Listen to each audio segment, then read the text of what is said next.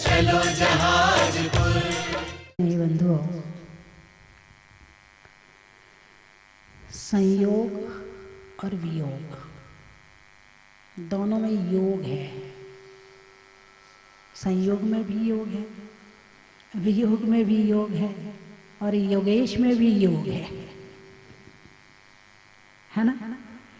संयोग का अर्थ है मिलना, वियोग का अर्थ है छूटना, और योगेश का अर्थ है कि ईश्वर से मिलना। किससे मिलना? योग का मतलब होता है जोड़, योग का मतलब होता है जोड़। सा लगाया तो संबंध हो गया, वी लगाया तो वियोग हो गया, और ईश लगाया तो ईश्वर से संबंध हो गया। तो जीवन में सारी जिंदगी संयोग और वियोग के बीच में जीवन बीतता है। जिन अच्छी चीज़ों का संयोग होता है तो सुख मिलता है, और अच्छी चीज़ का वियोग होता है, अरे बोलिए ना, तो दुख होता है ना। अच्छी चीज़ का वियोग हो जाए, हाय वो क्यों चला गया, हाय वो कितना अच्छा था, हाय मेरे वो कपड़ा कितना अच्छा था, बंदर ने फाड़ दिया, हाय ऐसा हो गया। भाई कपड़े हैं छत पर डाले, अब बंदर के लिए ना अच्छा है ना बुरा है, उसे कपड़े पहनने ही नहीं है, उसे अच्छे बुरे का ज्ञान ही नहीं है। उसे तो फटने में जो आवाज आती है ना, वो आवाज उसे बड़ी सुहानी लगती है। वो उस आवाज को सुनने के लिए फाड़ता है, वो फाड़ने के लिए नहीं फाड़ता है। वो क्यों फाड़ता है? हाँ, उसे कागज की आवाज है, इन चीजों की आवाज बहुत अच्छी लगती है। जैसे आपको संगीत अच्छा लगता है ना, ऐसे उसको वो आवाजें अच्छी लगती हैं, तो इसीलिए वो इसलिए फाड़ता। लेकिन वो आपके लिए क्या हो गया? वियोग। अब फट गया कपड़ा, अब आपके काम का नहीं रहा, तो क्या होगा आपको? इसमें दुख होगा। किसी ने आपको अच्छी सी गिफ्ट दी तो क्या मिला आपको? सुख मिला। इसी तरह सारी जिंदगी अच्छा भोजन मिला तो संयोग हो गया, नहीं मिला तो वियोग हो गया। ऐसे सारी जिंदगी सुख और दुख के झूले में झूलते रहते हैं। लेकिन धर्म क्या कहता है उसको भी सुने। एक और चीज देखते हैं, जन्म और मृत्यु दो चीजें हैं। जन्म है शरीर का संयोग, मृत्यु है शरीर का वियोग। ठीक है, जन्म है शरीर का संयोग और मृत्यु है शरीर का वियोग। संयोग के समय हमें ज्ञान नहीं, संयोग के समय हमारा होश नहीं, संयोग के समय हम कुछ जानते नहीं, और संयोग पर हमारा कोई वश नहीं। संयोग का मतलब जन्म। जन्म के समय आपको पता है क्या? जन्म की कुछ स्मृतियां हैं आपके मन में? नहीं है। ठीक है, जन्म के समय में होश था क्या आपको? जाग तो रहे थे लेकिन होश नहीं था। होश का मतलब अज्ञानता, अज्ञानता में थे, बेहोशी में थे, ज्ञान नहीं था। जन्म आपके हिसाब से होता है क्या कि अब की बार पक्का है कि मैं उस सेठ के यहाँ जन्म लूंगा। कोई इसकी गारंटी दे सकता है कि मैं कहाँ जन्म लूंगा? मैं उस राजा के यहाँ पैदा होऊंगा, मैं अमेरिका में पैदा होऊंगा। आप भावना भा सकते हो, लेकिन जन्म आपके हाथ में नहीं है। जन्म के साथ वियोग, संयोग के साथ वियोग, वियोग यानी मृत्यु, मृत्यु आपके हाथ में है। आप जन्म नहीं सुधार सकते हैं, मगर मृत्यु सुधार सकते हैं। प्रकृति ने आपको मौका दिया है, और जिसकी मृत्यु सुधर जाती है उसका जन्म सुधर जाता है, और जिसकी मृत्यु बिगड़ जाती है उसका जन्म बिगड़ जाता है। छेढाला में जो चर्चा चल रही है,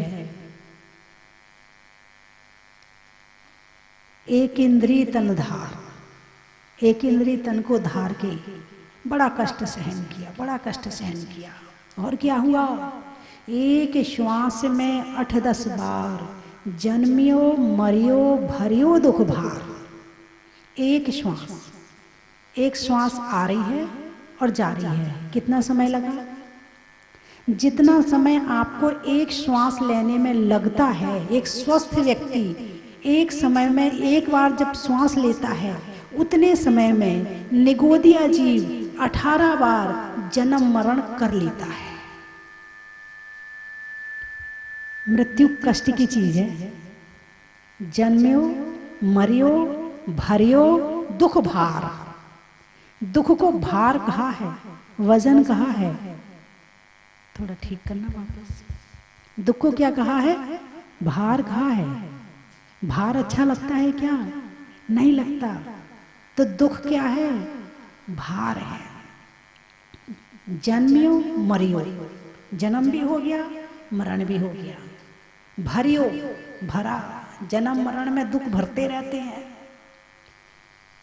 तो एक बार इस जीवन में मरना पड़े तो कैसा लगता है?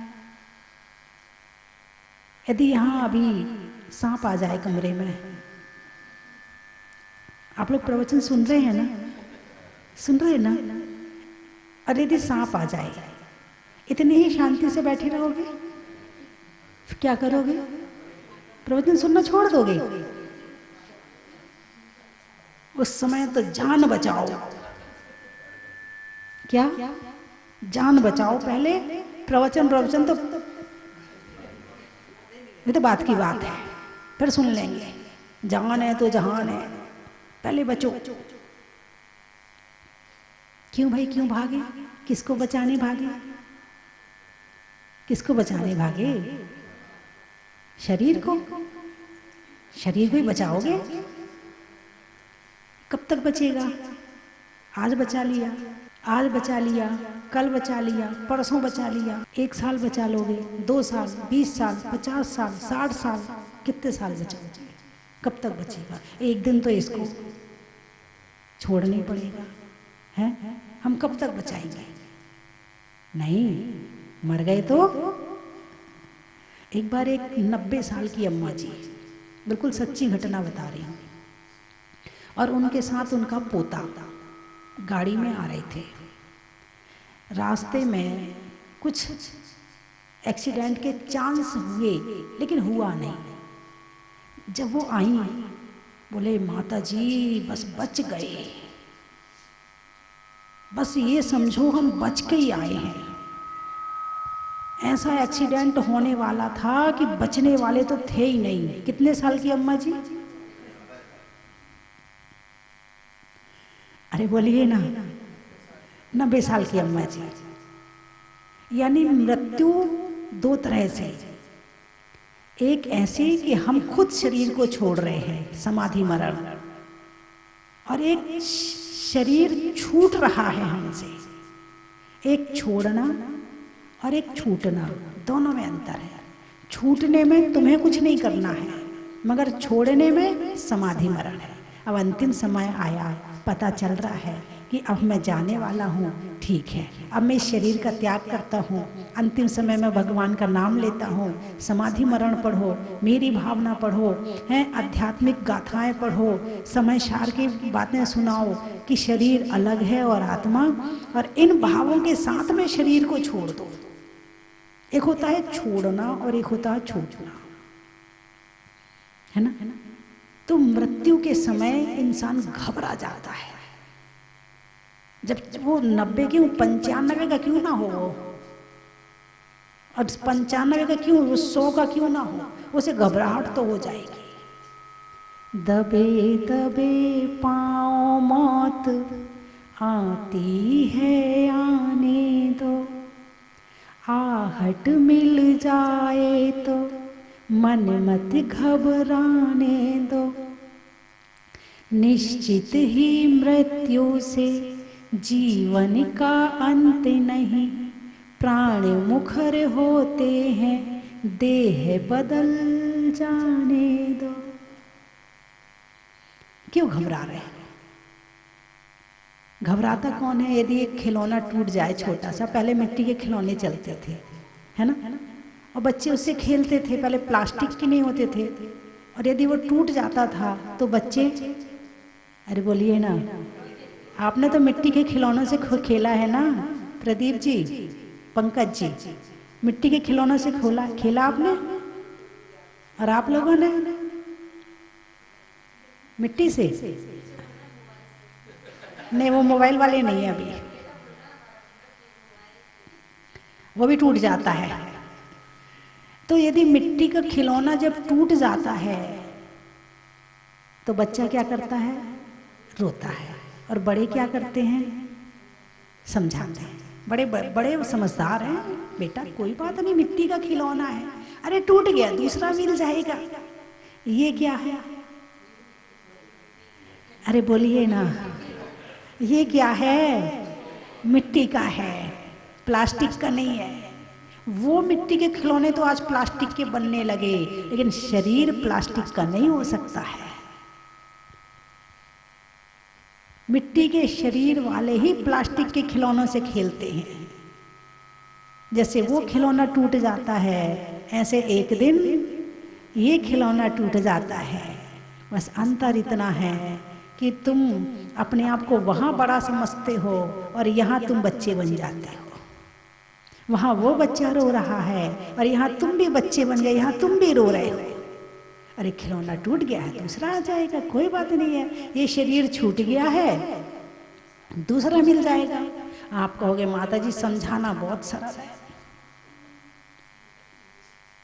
समझाना बहुत सरल, लेकिन जब परिस्थिति सामने आती है, उस परिस्थिति में अपने आप को दृढ़ करना बड़ा मुश्किल है।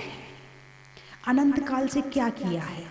जन्म मरण, जन्म मरण, जन्म मरण, इसके अलावा किया क्या है? और अभी भी उसी चक्र में फंसे हैं। उस चक्र से छूटेंगे कैसे? तो उसका उपाय है समाधि मरण। मिथ्या दृष्टि की मृत्यु, सम्यक दृष्टि की समाधि, और भगवान का निर्वाण, मोक्ष, है ना? तो अभी तक क्या किया है? मृत्यु की है। अब इस जीवन को से क्या करना है? समाधि मरण करना है। दीक्षा क्यों लेते हैं?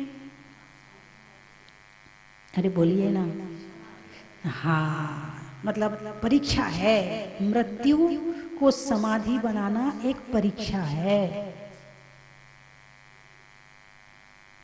जैसे एक बच्चा साल भर पढ़ता है, क्यों पढ़ता है? परीक्षा देने के लिए। फिर परीक्षा देता है और फेल हो जाए तो साल खराब हो गई। ऐसे ही तुमने सारी जिंदगी धर्म किया। क्यों किया धर्म? भावों को सुधारने के लिए। भाव क्यों सुधारे? ताकि अंतिम समय में ये संस्कार काम आए।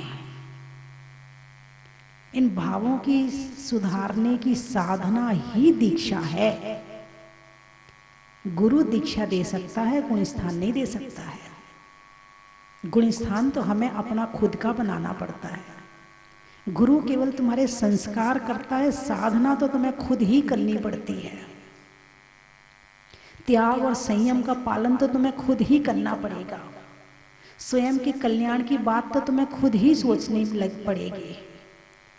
समाधि करवाने वाला तुम्हें नमोकार मंत्र सुना सकता है, तुम्हें समाधि मरण सुना सकता है, लेकिन भाव तो तुम्हें ही अपने सुधारने पड़ेंगे। ऐसा ना हो कि सामने वाला तो नमोकार मंत्र सुना रहा है और तुम अपने बेटा बेटी को याद कर रहे हो। जीवन भर के संस्कार अंतिम में काम आते हैं। जिंदगी भर जो काम किया है ना आपने, वही अंतिम समय स्मरण में आएगा। इसलिए जीवन भर साधना कराई जाती है, विशुद्धि बनाओ, विशुद्धि बनाओ, विशुद्धि बनाओ। और दीक्षा के समय पे सब छुड़वा दिया, घर परिवार है, मुनिराज हैं तो कपड़े भी छुड़वा दिए। अब करो साधना। ठंड लग रही है, ठंडी में तुम्हारा मन शांत है कि नहीं है? यदि तुम्हारा मन सर्दी में शांत है और समाधि के समय यदि सर्दी लगी तो तुम उसको कष्ट महसूस नहीं करोगे, अपने विचारों पर ध्यान रखोगे। गर्मी में यदि तुम्हारा मन शांत है कि नहीं है, घर में एसी है, कूलर है, पंखा, फिर भी हाय गर्मी, हाय गर्मी, गर्मी दिमाग में भी है। अरे बाहर एसी पंखा कूलर में बैठे, अब तो विशुद्धि बनाओ, अब तो अपना मन शांत करो। लेकिन बाहर की गर्मी अंदर की गर्मी है, बाहर की सर्दी अंदर की सर्दी। इतने कपड़े पहन लिए, ओढ़ लिए, उसके बाद भी हाय सर्दी, हाय सर्दी, हाय। फोन में यहाँ तो बहुत बारिश हो रही है, बहुत सर्दी हो रही, तुम्हारे यहाँ कैसा हो रहा है? अखबार वाले इतने डिग्री टेम्परेचर, इतने साल के बाद। तुम पिछले साल का भूल गए? हर साल वही लिखते हैं। पिछले साल का अखबार निकाल के देख लो ना, वही लिखा होगा। इतने डिग्री में इतनी गर्मी, सूरज तप रहा है, छतरी वाली फोटो, ये फोटो, वो फोटो, सर्दी में लोग सुकड़ गए उसकी फोटो। मतलब चारों तरफ सर्दी सर्दी हो जाती है, अखबार में, टीवी में, इधर उधर। पानी आएगा तो चारों तरफ पानी पानी हो जाएगा, जहां देखो चर्चा पानी पानी पानी पानी। वो तुम्हें यही अच्छा लगता है, इसलिए टीवी वाले भी वही दिखाते हैं, अखबार वाले भी वही छापते हैं। मैंने एक बार पूछा अखबार वालों से, भैया इन सब खबरों को पढ़ने से क्या फायदा? हमें भी पता है सर्दी है, उन्हें भी पता है सर्दी है, फिर भी तुम ये छापते क्यों हो? बोले लोग बड़े इंटरेस्ट से पढ़ते हैं इसलिए छापते हैं।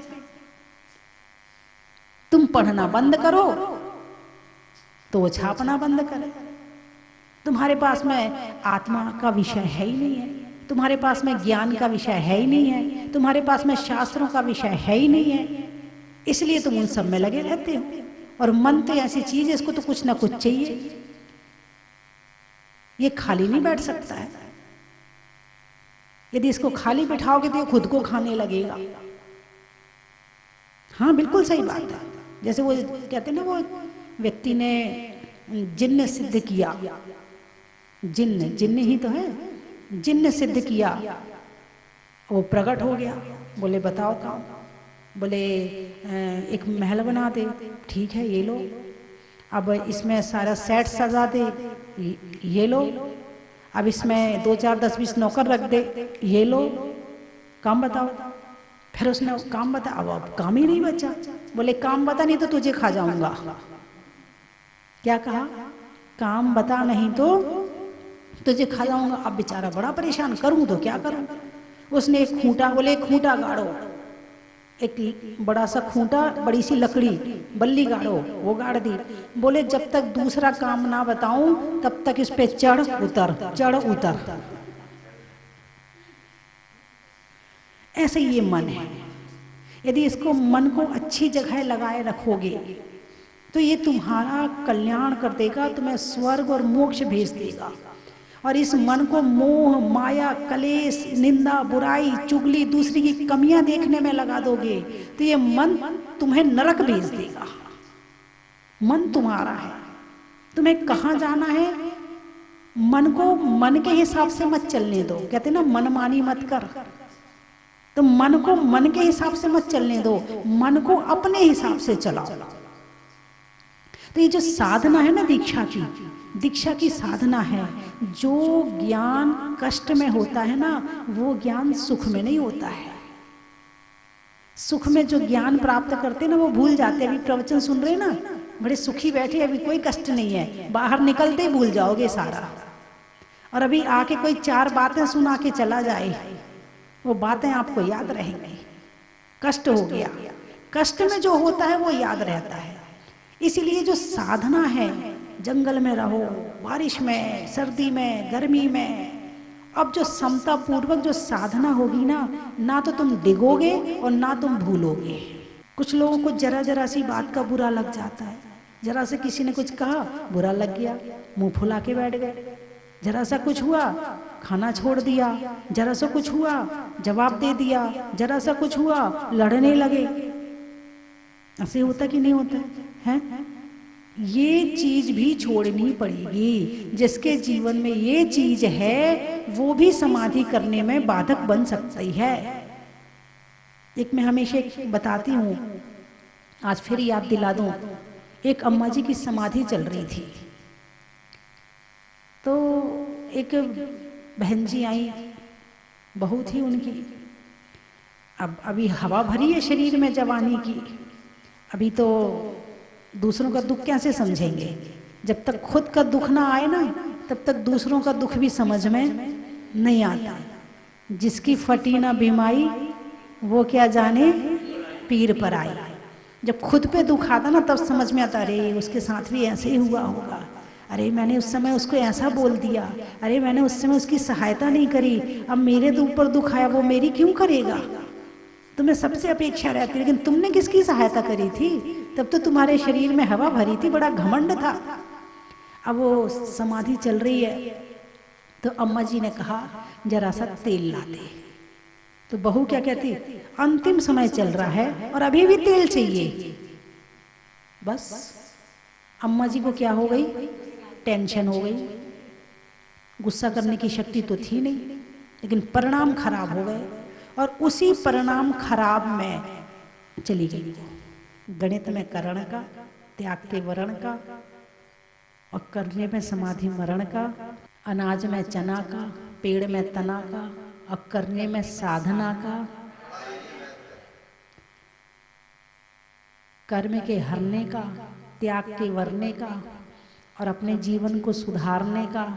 ग्वालियर, ग्वालियर नाम का तो कोई शहर नहीं है, ग्वालियर नाम का तो शहर है, ग्वालियर तो कोई भी नहीं है मेरे ख्याल से।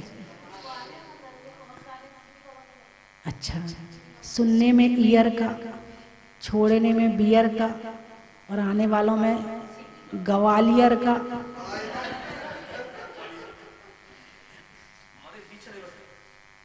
दीक्षा दिवस का, अच्छा। नाव में खेने का, नाव में खेने का, दान को देने का, और आप सबको दीक्षा लेने का।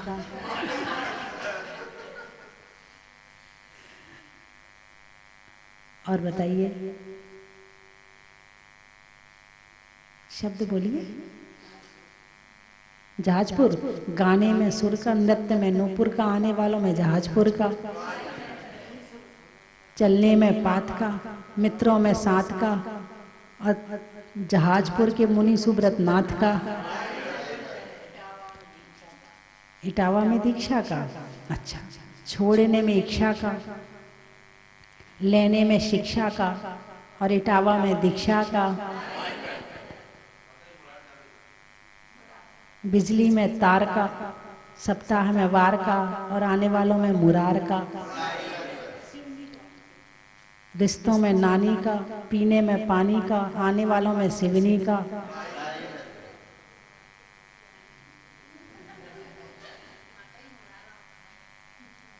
मुरार को बता दिया ना, मुरार आने का वो आप बताओगे, वो तो आप बताओगे ना, है ना। बस शब्द खत्म हो गए, बंद करूं। समय, आगम में नय का, मनुष्यों में वय का, और जीवन में समय का। नहीं होने में व्याधि का, दूर होने में आधि का, और जीवन में समाधि का। हो गए बस। स्वाध्याय का, अच्छा। पढ़ने में अध्याय का, पंच परमेष्ठी में उपाध्याय का, और करने में स्वाध्याय का। निधियों में माणवक का, विद्वानों में चाणक का, और होने वाले ज्ञान तीर्थ पर पंच कल्याणक का। अनाज में दाने का, इनाम में पाने का, और पंच कल्याणक में। क्या बात है, आप लोगों ने बना लिया। बोलिए 24 भगवान की।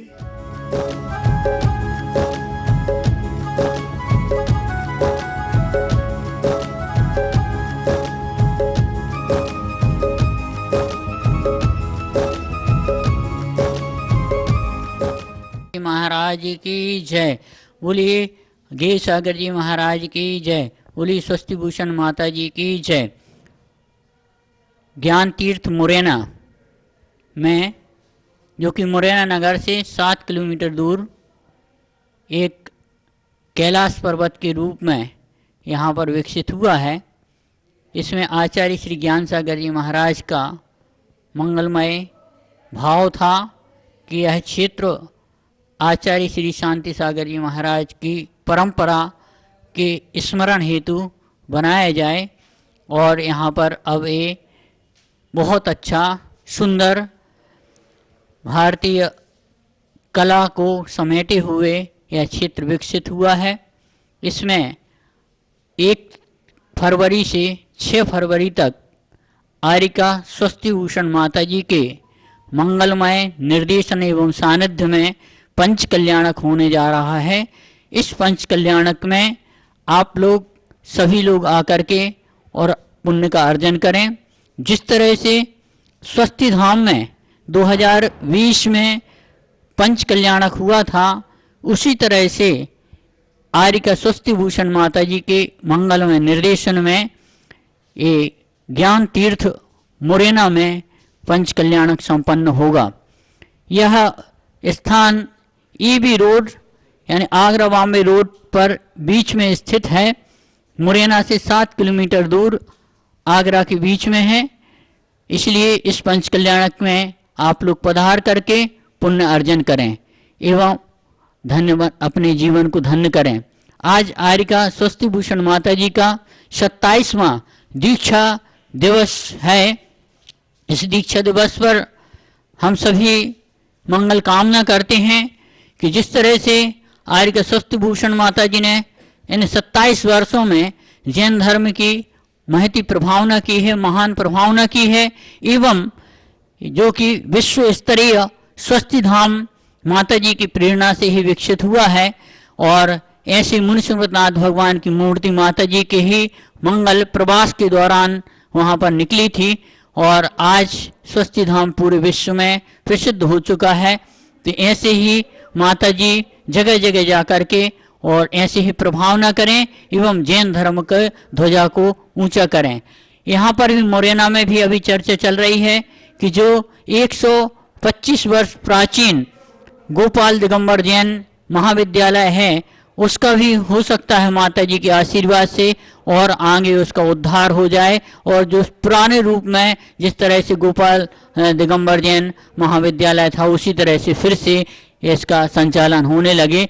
तो माता जी जहाँ जहाँ जाती हैं वहाँ वहाँ बहुत अच्छा होता है, प्रभावना होती है। इन 27 वर्षों में माता जी ने बहुत अधिक जैन धर्म की प्रभावना की है और माता जी के प्रवचन को सुनने के लिए सभी लोग लालायित रहते हैं। बोलिए महावीर भगवान की, बोलिए मुनिसुव्रतनाथ भगवान की। आज माता जी का 27वां दीक्षा दिवस में 28 लग जाएगा। आज से मैं माता जी का आशीर्वाद लेने का पूरी मुरैना दिगंबर जैन समाज को, जितने भी लोग बाहर से आए हुए हैं, मुरार वाले, ग्वालियर वाले और यहाँ से भी जो लोग आए हुए हैं, सभी को बहुत माता जी का बहुत प्यार वाला आशीर्वाद मिल रहा है। इतने अच्छे प्रवचन, इतने सीधे सरल प्रवचन बहुत ही कम सुनने को मिलते हैं, बहुत ही ज्यादा, इतना अच्छा लग रहा है कुछ पूछे बस। इतने बिल्कुल दिल में उतरे सीधे सीधे सीधे। जय जय ओ माँ, ओ माँ, ओ माँ, तू कितनी अच्छी है, तू कितनी भोली है, प्यारी प्यारी है। ओ माँ, ओ माँ, ओ माँ। बंधुओं, सिंहरथ प्रवर्तक, त्रिलोक तीर्थ प्रणेता विद्याभूषण सन्मति सागर जी महाराज के कर कमलों से, जिनको आज ही के दिन दीक्षा हुई 24 जनवरी सन 1996 को, और पूज्य माता जी का प्रवास जहाजपुर की ओर हुआ और पूज्य गुरु मां की मंगल में प्रेरणा से इस जहाजपुर में मुनिसुव्रतनाथ भगवान जब भूगर्भ से प्रकट हुए और पूज्य माता जी की प्रेरणा से एक नवीन तीर्थ, नवीन जिनालय जहाज मंदिर बना और आज ये जहाज मंदिर विश्व की अद्वितीय धरोहर बन चुका है और golden book of world record में दर्ज हो चुका है। ऐसी पूज्य गुरु मां, जिनकी साधना और तपस्या के फल से आज ये जहाजपुर पूरे विश्व में प्रसिद्ध हुआ, इसी पूज्य माता जी के 27वें दीक्षा दिवस पर हम सभी जहाजपुर वासी, पूरे विश्व के सारे भक्त पूज्य माता जी के चरणों में नमन करते हैं, वंदनामी करते हैं और उनके दीक्षा दिवस पर उनको बधाई देते हैं, शुभकामनाएं देते हैं। क्या कहते हैं? दुहे राह तेरी जागे कितनी रतियां, अब तो आओ, जाओ, दर्श दिखा जाओ, अब तो आओ, जाओ, हो दर्शन दे जाओ, प्यारी प्यारी हो। स्वस्ति भूषण माता जी की 27वीं दीक्षा दिवस के उपलक्ष्य में मोरेना समस्त में पावन चरणों में श्रीफलम समर्पयामि सतत वंदामि वंदामि वंदामि माता जी। बोले स्वस्ति भूषण माता जी की। दीक्षा ग्रहण करके अपने मोक्ष मार्ग को प्रशस्त किया है। आपका आशीर्वाद हमें भी प्राप्त हो और धीरे धीरे हम भी आपके पद चिन्हों पर चलते हुए मोक्ष मार्ग पर बढ़ें, ऐसा आपका आशीर्वाद मिले। हे गुरु माँ, आपके पावन चरणों में हम बारंबार वंदामि निवेदित करते हैं और आपसे आग्रह करते हैं यहाँ से ही कि आप तुरंत वहाँ से पंचकल्याण के उपरांत जहाजपुर नगर की ओर प्रस्थान करें और आपके द्वारा जो तीर्थ बनाया गया है इसमें जो शेष कार्य रह गए हैं वह आपकी कृपा से पुनः प्रगति पर अग्रसर हो और ये तीर्थ और नई ऊंचाइयां छुए, ऐसी कृपा आप हम सब भक्तों पे बरसाएं और पुनः जहाजपुर की ओर मंगल विहार करें, ऐसा आज हम चरणों में निवेदन करते हैं। वंदामि माता जी, वंदामि वंदामि वंदामि। जो वात्सलमयी हम लोगों के ऊपर आशीर्वाद है, ऐसा आशीर्वाद हमें ऐसा लगता है माता जी के पास आकर के चरणों में स्वर्ग मिला। ऐसी माता जी के चरणों में आज उनके दीक्षा दिवस पर हम उनके चरणों में वंदनामि करते हुए उनसे आशीर्वाद चाहते हैं और प्रार्थना करते हैं कि सर्वत्र उनके सुख और शांति बनी रहे। ऐसे तीर्थ प्रणेता पूज्य गणनी माता जी के चरणों में हम सबकी ओर से बहुत बहुत वंदनामि वंदनामि वंदनामि। हमारी गुरु माँ का 27वां दीक्षा दिवस है। जहाजपुर स्वस्ति महिला मंडल की ओर से माता जी के चरणों में कोटि कोटि वंदनामि। माता जी, हमारा जीवन धन्य हो गया कि हमें ऐसी गुरु माँ मिली।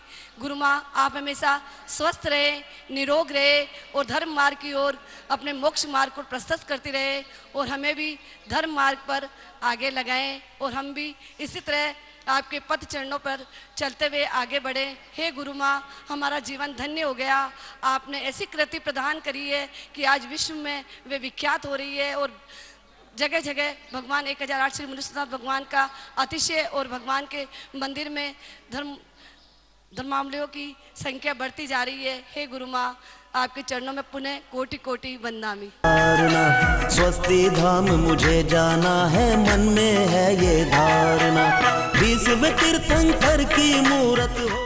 चन की थाल को सजाओ रे आज, रत्नों की थाल को भर लाओ रे आज।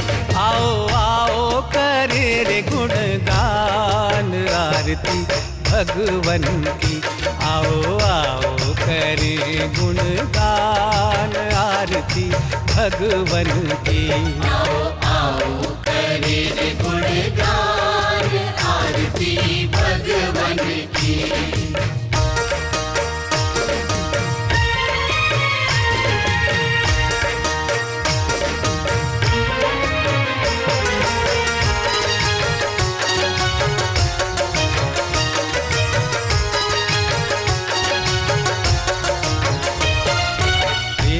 सुमित्र के राज दुलारे, माँ पद्मा जी के नैनों के तारे। पिता सुमित्र के राज दुलारे, माँ पद्मा जी के नैनों के तारे।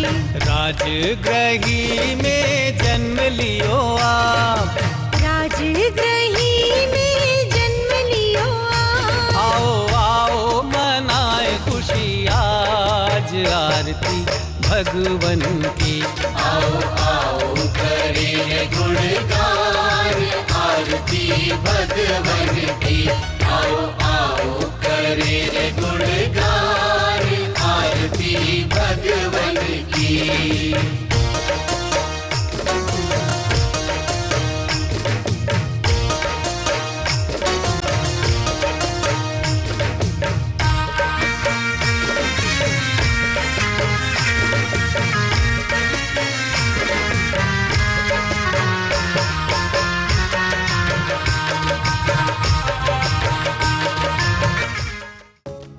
परम विदुषी लेखिका गणिनी आरिका रत्न श्री 105 स्वस्ति भूषण माता जी, जिन्होंने मात्र 20 वर्ष में 100 से भी अधिक किताबें लिखकर जैन समाज को अनूठा योगदान दिया है।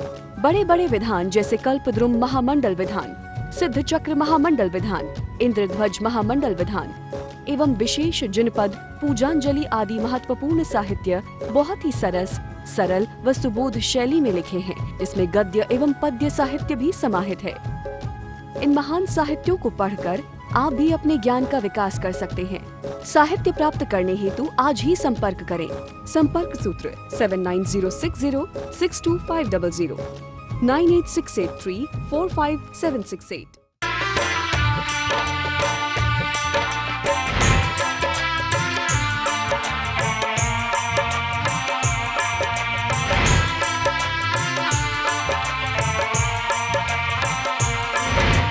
चलो रे चलो रे चलो चलो रे चलो रे चलो चलो जहाजपुर।